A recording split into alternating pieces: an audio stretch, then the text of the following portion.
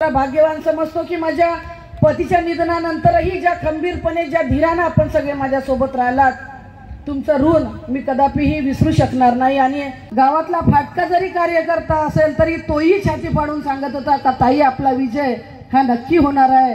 आणि अनेक असे पडद्यामागूनही काम करणारे लोक होते। मी आजही या ठिकाणी सांगतो की महाविकास आघाडीच्या लोकांनी तर मदत केलीच, पण भाजपातही अनेक लोक असे होते की ज्यांनी पडद्यामागे राहून माझ्यासाठी काम केलं। त्यांचं देखील मी मनापासून आभार व्यक्त करू इच्छितो, कारण पंतप्रधानापेक्षाही चंद्रपूर आर्णी लोकसभा मतदारसंघाच्या नवनिर्वाचित खासदार प्रतिभा धानोरकर यांनी यवतमाळच्या वणीमध्ये एक खळबळजनक विधान केलं। ते म्हणजे भाजपच्या एका गटाने मला मदत केल्यामुळे मी मोठ्या मताधिक्याने निवडून आली। दोन जिल्ह्याच्या राजकारणामध्ये मोठी खळबळ उडालेली आहे। दरम्यान माझ्यासोबत या विषयावर बोलण्यासाठी वणीचे भाजपचे आमदार संजीव रेड्डी बोतकुलवार आहे। आपण त्यांच्याकडून जाणून घेणार आहोत। भाऊ, काय सांगाल तुम्ही? खरं तर प्रतिभाताई फार मोठ्या मताने निवडायला मी त्यांचं अभिनंदन करतो, पण प्रतिभासारख्या खासदारसारख्या जबाबदार पदावर बसलेल्या व्यक्तीने अशा प्रशाचं बालिशपणाचं हे करू नये। थोडसा वृत्त भाजपच्या कोणत्याही साध्या प्रतिनिधी असेल, मतदार असेल, कार्यकर्त्यांना कोणी मदत केली नाही पडद्यामधून। ही धानोरकर परिवारांची सवयच झाली। यापूर्वी त्यांचे दिवेंद्र पती श्री सुरेश उर्फ बाळूभाऊ धानोरकर यांनीसुद्धा अशा शासनाचे आमदारांना मदत केली, नगराध्यक्षांना मदत केली, माजी आमदारांना मदत केली। हे त्यांची सवय आहे। अशा प्रकारचं बालिश वृत्त करू नये। निवडून आलं, मी त्यांचं अभिनंदन करतो।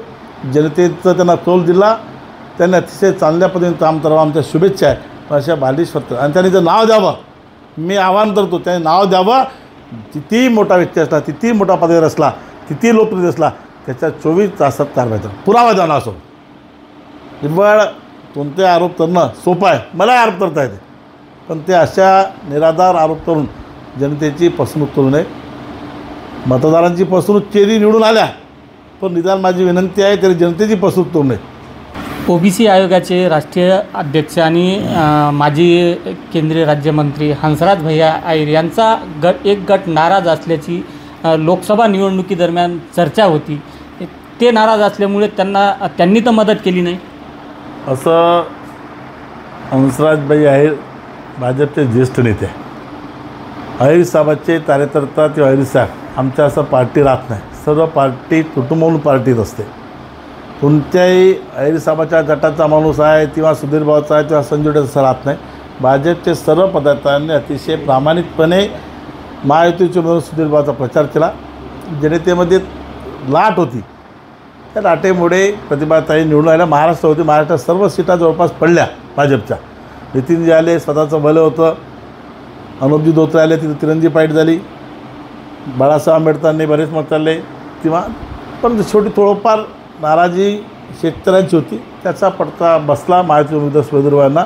परंतु आयर साहेबाच्या गटानं किंवा कोणी असं काही मदत केली असं याच्यात तथ्यांश नाही। तुमच्याच मतदारसंघातील वणीमध्ये फक्त 11 गावांमध्ये भाजपला लीड आहे आणि बाकी इतर गावांमध्ये प्रतिभा धानोरकर पुढे आहे। एकदा विरोधाची लाट तयार झाली म्हणजे ती लाट तेवढी सूक्ष्म असते आपल्याला माहीत पडतं। मी आमदार आहो, माझ्या स्वतःच्या गावात लीड आहे 60-63 मताची। खरं तर 200 मतं लीड असते, फक्त 63 मताची, म्हणजे माझ्याही दादू 1,200 मतं जेवढी लीड नेहमी भेटते, फक्त 63 लीड आहे।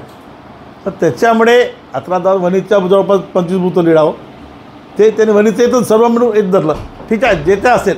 आम्ही कमी या वणीमध्ये आमचा पराभव झाला। सुधीरभाऊंना आम्ही अपेक्षेप्रमाणे मत देऊ शकलो नाही। त्या विधानसभेचा आमदार म्हणून माझी नैतिक जिम्मेदारी होती, परंतु कुठं तर आम्ही कमी पडलो, आम्ही मान्य करतो।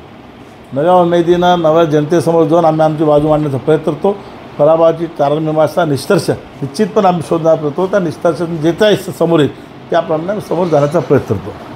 नक्कीच यवतमाळच्या वणी हा तर खासदार प्रतिभा धानोरकर यांचं माहेर आहे, त्यामुळे तर वणीमध्ये त्यांना सर्वाधिक मताधिक्य मिळालं अशी देखील एक चर्चा आहे। मात्र भाजपचा एक गट नाराज होता आणि त्याचाच फायदा खासदार प्रतिभा धानोरकर यांना मिळाला आहे अशी देखील एक चर्चा राजकीय वर्तुळात सुरू आहे। संजय राठोड, साम टीव्ही न्यूज, यवतमाळ।